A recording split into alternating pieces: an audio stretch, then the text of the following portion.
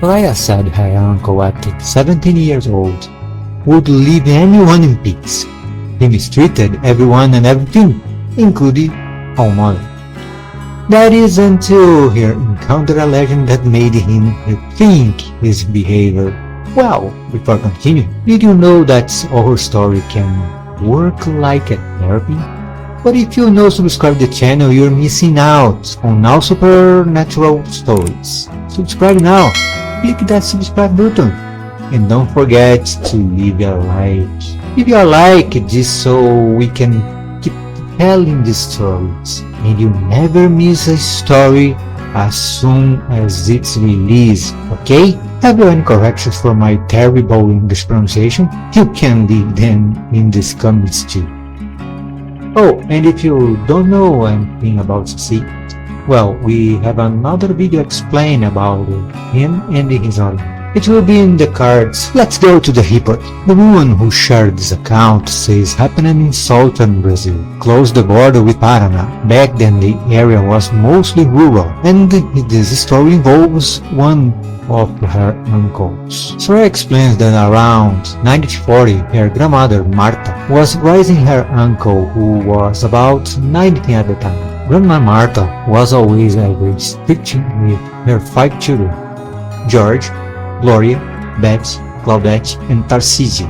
They all grew up there, and Uncle Tarcísio, being the oldest, would blame the younger siblings, George and Gloria, for everything that did wrong. To give an idea, one day Marta was baking a cake and chatting with a friend when Tarcísio interrupted, claiming his mother was telling the story wrong and that it wasn't like that at all. Marta was furious, excused herself to her guest, and punished the boy. But Tarcísio seemed unfazed. Back then, children weren't even supposed to interrupt adult conversations. It was seen like a respect. Well, things only got worse. Tarcísio grew increasingly out of control.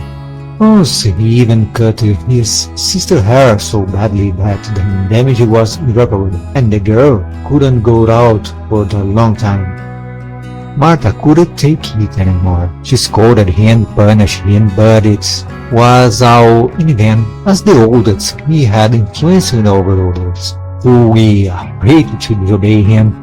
So he wouldn't do whatever they wanted, and then accused the younger ones. Grandma Marta knew this, which is why she didn't punish the little ones, or they might end up just like him. Tarcísio did was bully and mistreat the other kids at the school relentlessly. He was particularly cruel to Enio, the son of a man, the nickname at Defiant, who lived deep in the forest. They say Defiant was a fierce sorcerer, but Tarcísio didn't believe in this sort of thing, and would lash out at Enio Bob with words and action. This happened every day, as Enio walking home from the school along a small path through the wood.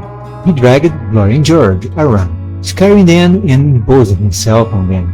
He set up ambushes for Enio every day.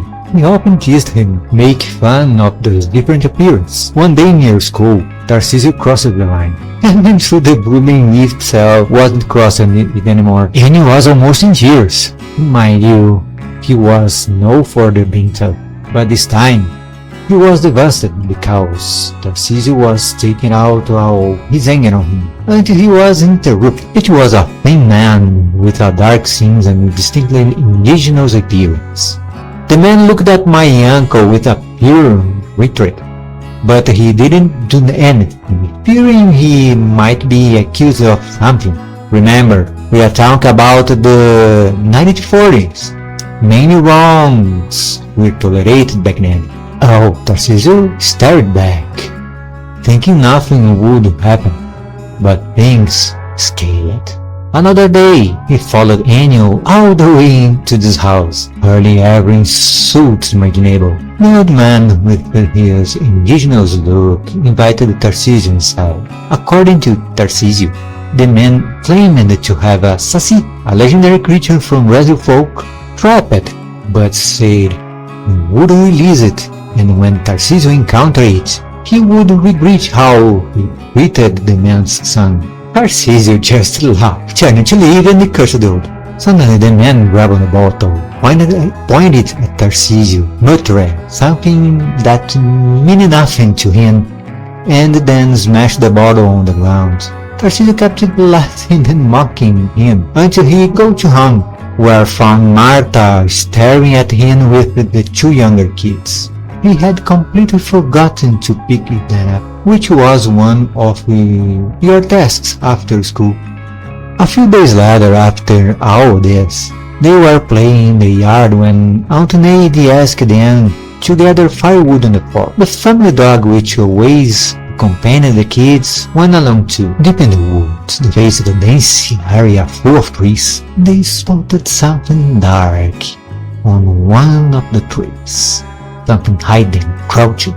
Watch them. It was shadowy, hard to make out. Tarcísio joked about it, assuming it was a monkey or something similar. He threw stones, but whatever it was, he retreated deeper into the brush. With his usual boldness, he threw another, harder. Seconds later, another stone came flying back, with the incredible force, too fast to be human. Luckily, it didn't hit anymore, but it was enough to send them running. As they hurried back, they felt a strong presence around them, something powerful. They weren't used to feeling this way. It was if someone was watching. They were intimidated. Tarcísio was in charge, and they outnumbered whatever it was. Plus, they had a dog. But then sudden gusts of wind started hurling stones and branches at them until it stopped amid the underbrush. There it was again. The same figure that had been on the tree, spying on them earlier. It seemed about the size of a child. They couldn't see clearly, it hid too well, but the dog charged into the bushes, went stopped and started sniffing. It felt something. Then the dog bolted, leaping onto Tarcísio and knocking him down. Everyone ran, except Tarcísio, who couldn't. His own dog had taken him down. As they fled, they heard a scream from the deep into the forest. The younger kids burst into the house, showed Mom, Tarcísio. Marta dropped everything, grabbed her coat, and followed them to the spot, where they found her oldest son curled up on the ground next to a tree, sobbing uncontrollably, drooling from fear. Marta helped him, took up his shirt and saw he was covered in blood, with claw marks and other wounds, like slashes from a whip butter sharper. It was bizarre. She wanted to get out the fast as possible. After that day, Tarcísio never misbehaved again. It took him a long time to recover and develop that deep fear to being alone going to the forest. But with care, he survived, and now, at 98 years old, Tarcísio still bears the scars on his body from that encounter. He is often terrified of strong winds. He never again mocked what was supernatural. So, did you like the story? What's your opinion? Was it really something supernatural? Or just another delusion? An hallucination? Leave your comments about what happened.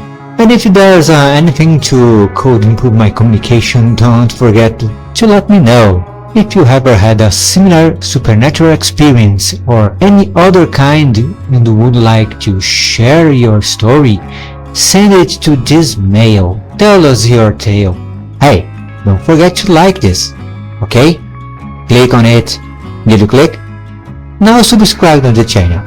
Subscribe and leave your comments, or else the Saci follow you tonight. Thanks and bye.